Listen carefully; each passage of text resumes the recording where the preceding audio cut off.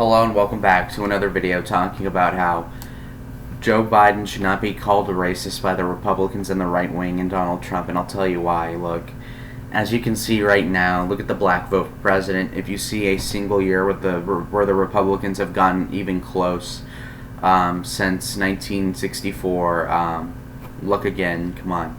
I mean, it just goes to show again, do not pander to blacks. It's not going to work. We're never going to win the black vote.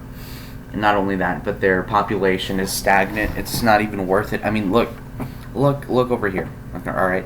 As you can see, we have Republican propaganda about Biden on the 1994 crime bill. And yeah, sure, it's a little implicitly racist. And what? Okay, so what? He was dog whistling a little bit. Look, the fact is that he clearly was playing into a crime thing. The crime thing is implicitly doing with the teenage black epidemic of the 90s, a resurgent crime of adolescent blacks and Hispanics and, you know, people that do tend to commit crimes in ghettos, right? Does that mean you're racist if you see this? No. And it's really rich for Republicans who are known as the racists to hit the Democrat over racism. I mean, any problem about racism could be shot down by saying that he was the vice president to a black guy. I mean, honestly, it's very futile to denigrate this guy on race. I mean, come on. And you know what? Donald Trump got what percent of the black vote? Guess. I'll give you 2 seconds. He got 8%, okay? Mitt Romney got 6% of the black vote. What did McCain get? He got like 2% of the black vote. Okay? George W. Bush got 11% of the black vote.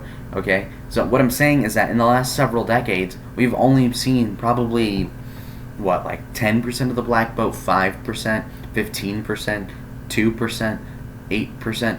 Like, what are we talking about? I mean, it's not like we're going to do very well.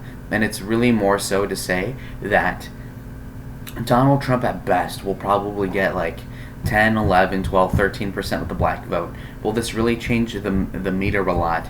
I do this not for racial reasons, but for pragmatist political reasons and electoral reasons, okay? An example is, if Trump panders as much as he's doing for African Americans, how much will they vote for him? 13%? Okay, 5% difference. If he panders to Hispanics, what does he get? 5%. But what's the difference? Hispanics make up more of the electorate and are growing in terms of the population through immigration. Is there a lot of black immigration? No, I don't remember so. So obviously that isn't the case. That isn't the case where we expect to make a lot of inroads, okay? Come on. And as you can see right here, we have the Swingo Meter, and this is going to readjust for demographics, okay? Demographics, what are demographics? It just goes to show right here what is going on.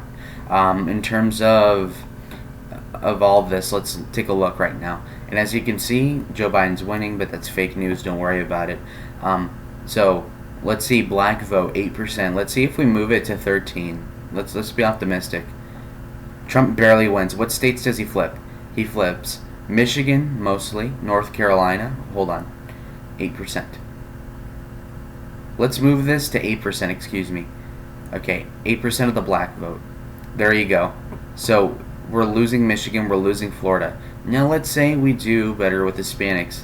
Okay, 5%. Let's go to 35, actually, or 34, okay? As you can see, we move Florida back, North Carolina, we keep Arizona, Texas, etc. That's important. How about minorities? 13% for blacks. Let's go 13%. Alright, let's be optimists, 12, whatever. And we see that Trump wins by a lesser margin, so where's the vote going? Where's the vote going? That's what we're questioning. Again, it just goes to show that pandering to blacks won't work. Now, let's move, and let's say we move the white vote just a little bit, and let's move the white vote by 4% for college graduates, 50%. Bam! Wow. We just won New Hampshire, we just won Pennsylvania, Ohio, we won Michigan, Wisconsin, Minnesota's within 1%, Florida, North Carolina, Arizona, okay? As you can see, it's more important, honestly, to pattern to the middle class than it is for a particular race, and it just kind of goes to show that calling Joe Biden racist does not work, okay? getting 1% of the white vote is equivalent to getting about 5% of the black vote, if you know what I mean. So if Trump's going to lose 3% of the white vote in exchange for 5% of the black vote, it's not going to be worth it. We have to put our priorities in line. And of course, is Joe Biden best for blacks? Obviously not. But neither is any Democrat, okay? Is Joe Biden racist? I mean, isn't everyone at that point, okay? So Joe Biden said some off-color remarks. He was a little condescending to black people. I mean, who isn't kind of insensitive to some other cultures? I mean, we don't fully understand each other. There's going to be some bumps in the road here. And again, I'm not an apologist for Joe Biden. Obviously, he's retarded, and I don't think that he should win. But at the same time, if we're going to be tough on crime and tough on law and order, then why are we hitting Joe Biden for being tough on crime 25 years ago? This just gives people on the left a cop-out in terms of saying, well, oh, Joe Biden would stop the riots. He's not crazy. He's not far left. That's the point. Either hit him on the far left or hit him on the or hit him on the center. Jesus Christ, guys. Come on. And again, this is coming from the guy who wanted the death penalty for the minorities that raped the white woman, supposedly, that were found innocent or whatever. Okay? Donald Trump is not the right guy to run if you're running on an anti-racism ticket for the Republicans. God dang it. Like, if you're going to run John James or Tim Scott or some other black guy, yeah, okay, that kind of makes sense. But again, you gotta be correct in your messaging. This messaging isn't working. And yes, every vote is appreciated, and yeah, sure, having more blacks and gays and other minorities vote for us is a good thing electorally, but again, what is it at the cost of? It's an opportunity cost, okay? If you run ads in Wisconsin, that's gonna cost you in terms of the number of ads you can put in Michigan, okay? So it's not like we can, these are mutually exclusive type of priorities, okay? And we have to message to common people, not based on race, but more so on class, and more so on culture, and more so on other things. So again, hitting Joe Biden on being racist is retarded. It is idiotic, okay? Look at the black vote. It is not going in our direction, okay? Trump will be lucky if he gets even 15% of the black vote. So come the hell on. As you can see, if we literally just move the white vote a couple of percentage votes to the right and keep the black vote the same, we'll do the same, okay?